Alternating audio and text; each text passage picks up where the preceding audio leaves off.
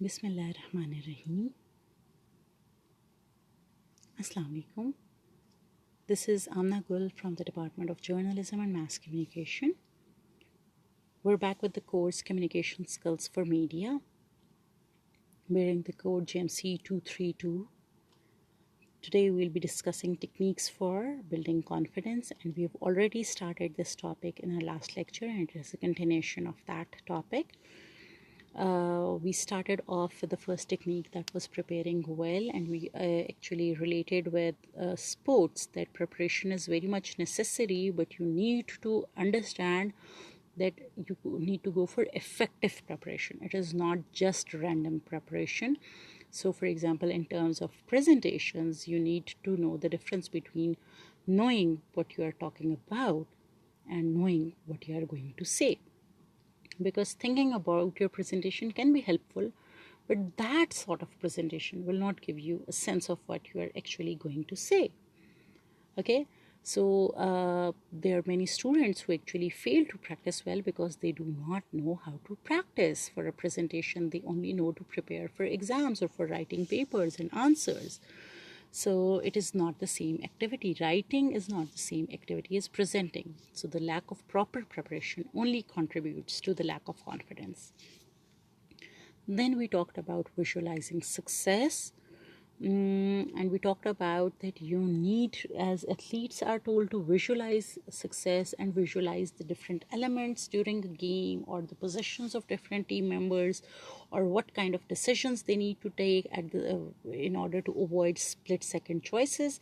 Same is the case for presenters, that speakers should visualize success. As you practice, you need to visualize yourself presenting with confidence. You need to see your relaxed facial expressions, hear your confident voice, imagine your graceful movements, complementing what you are saying with expressive gestures. And then you also need to imagine your audience reacting appropriately. Those can be nods, that can be smiles, that can be appreciative looks, those can be applause, that kind of thing. Because when you can honestly envision yourself performing at this level, you are taking an important step towards achieving that goal. You have to dream it, and then you have to achieve it. So it's that kind of thing. The third point that we discussed was avoiding gimmicks or tricks.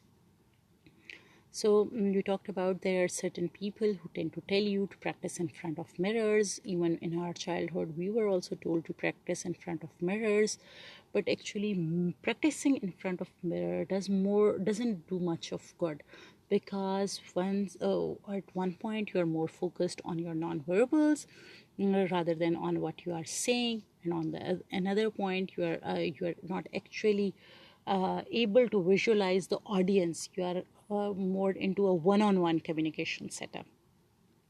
So thus that kind of preparation, it is more of a failure than of a beneficial thing.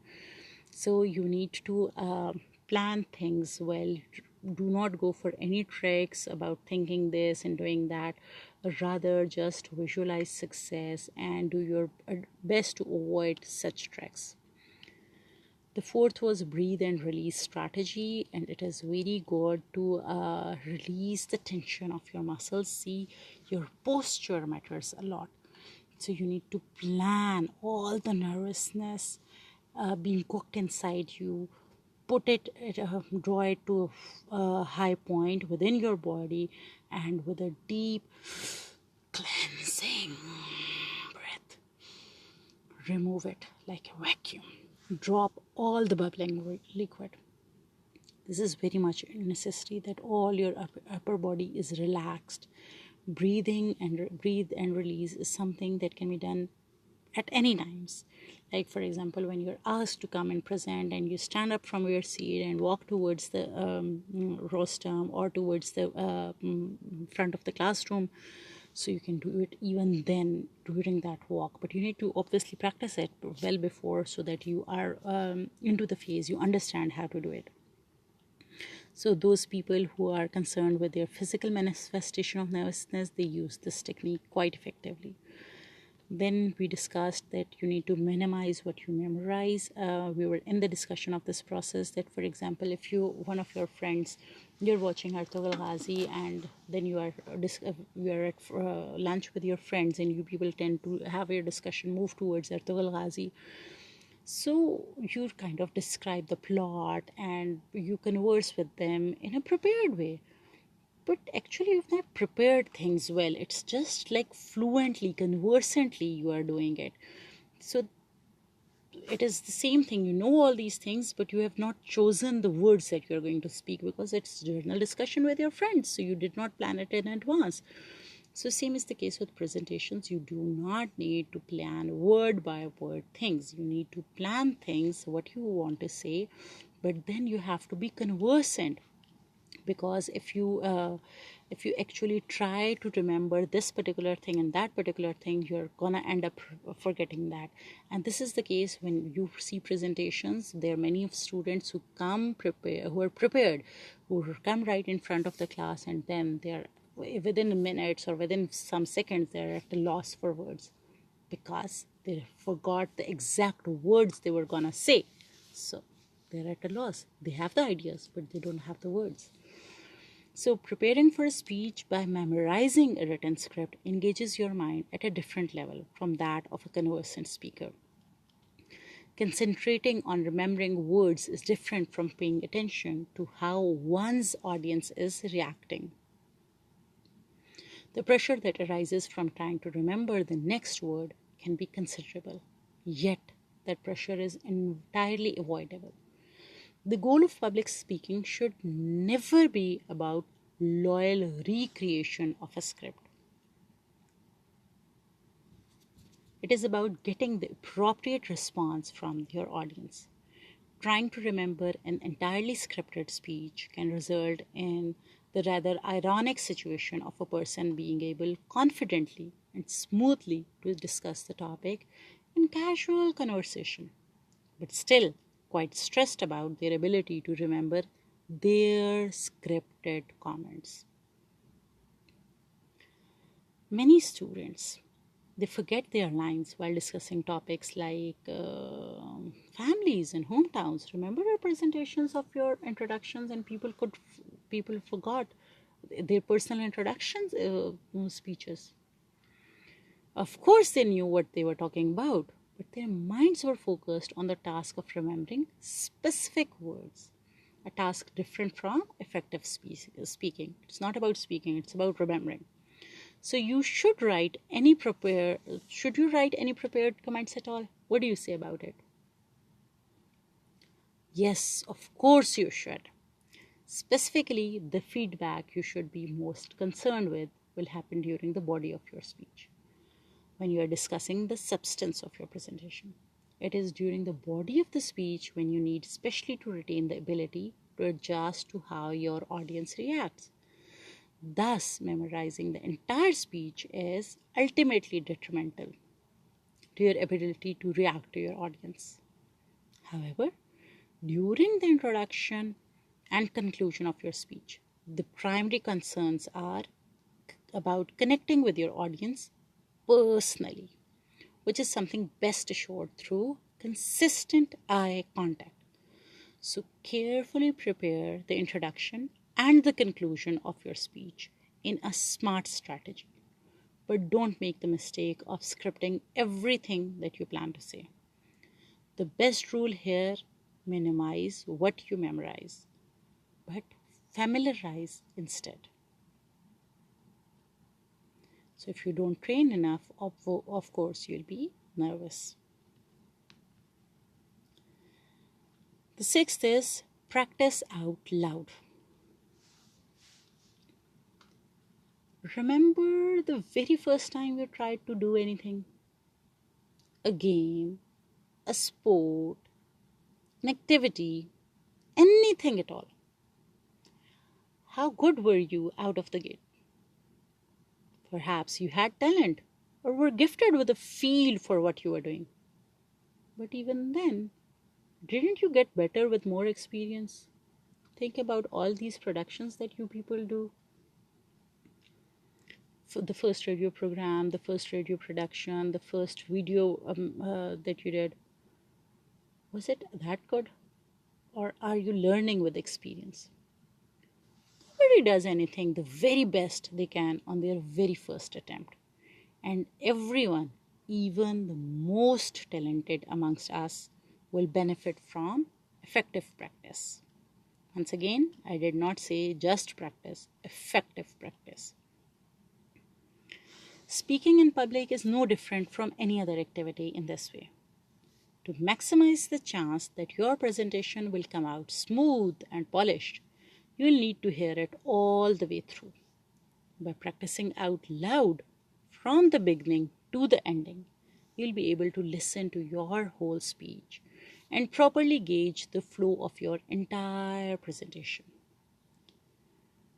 Additionally, without at least one complete out loud practice, there will be no way to accurately estimate the length of your speech, and your preparation will remain insufficient. When dealing with CA, which was communication apprehension, the last thing you want is to leave some questions unanswered in your mind. The out loud dress rehearsal is the single most important element to your preparation. Without it, you will be delivering your presentation in full for the first time when it counts the most. Putting yourself at that sort of disadvantage isn't wise, and it can be easily avoided. So, consider your current method of preparing a presentation. At some time, you will have gathered notes and information together. That represents an opportune moment for your first out loud practice. You might even consider trying that initial practice without the benefits of any notes. Stand up and start speaking. See what comes out. Such a practice can serve as an oral first draft in the same vein as any written first draft of a paper, and can answer a number of questions for you. For example, a question can be, where during your presentation are you most or least conversant? Where during your presentation are you most in need of supportive notes? What do your notes need to contain?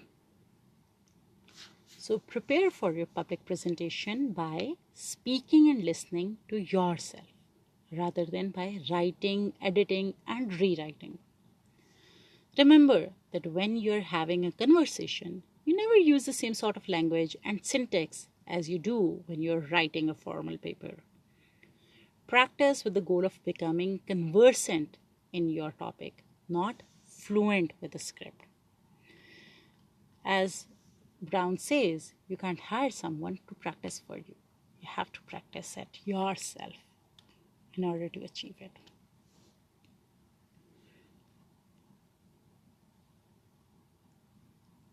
So the next is customize your practice. Now you might find this one a bit different. You might have searched it out and it's not very common.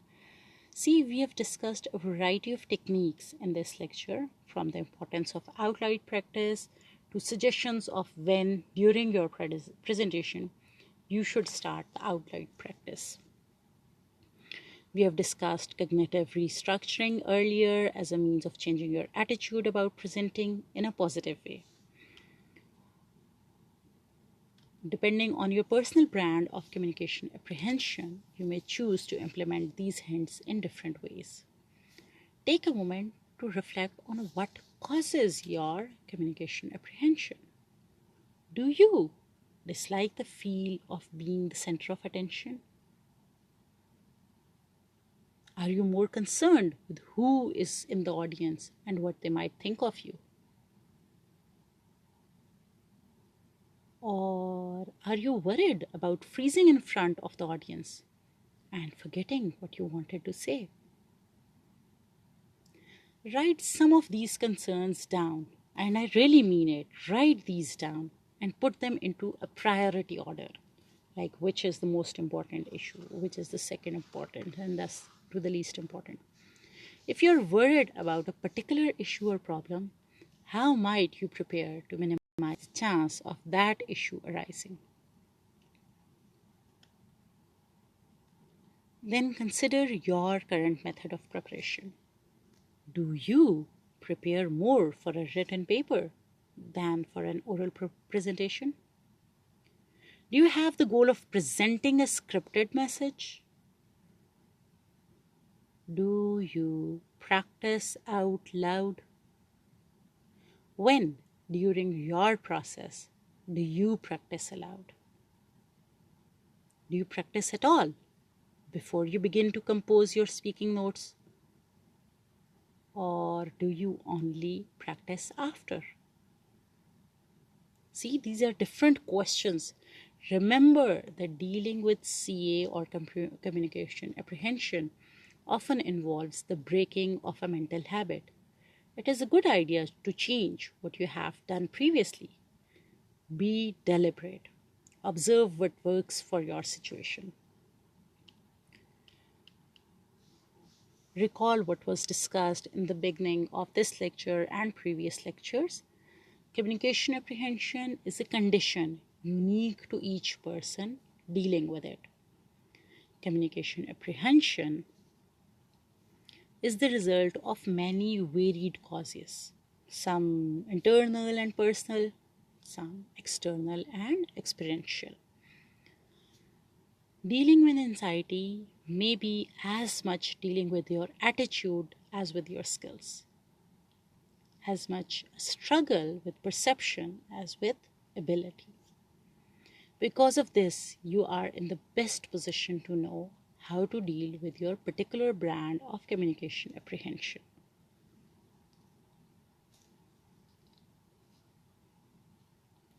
Each individual deals with CA or communication apprehension most effectively through increased self-awareness and a willingness to take each of the steps in the entire process.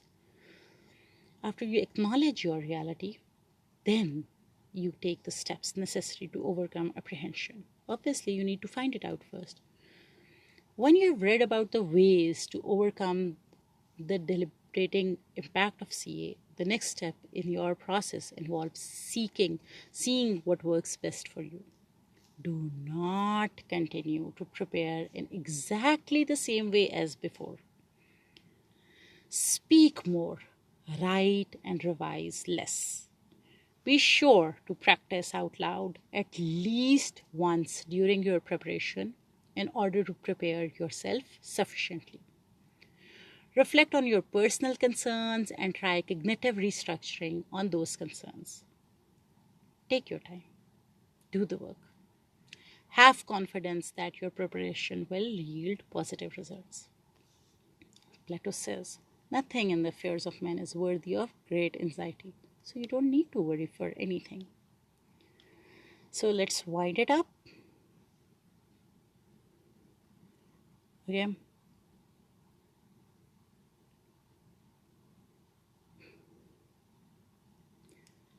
See, communication apprehension or CA is a difficult condition that can be the result of many varied causes.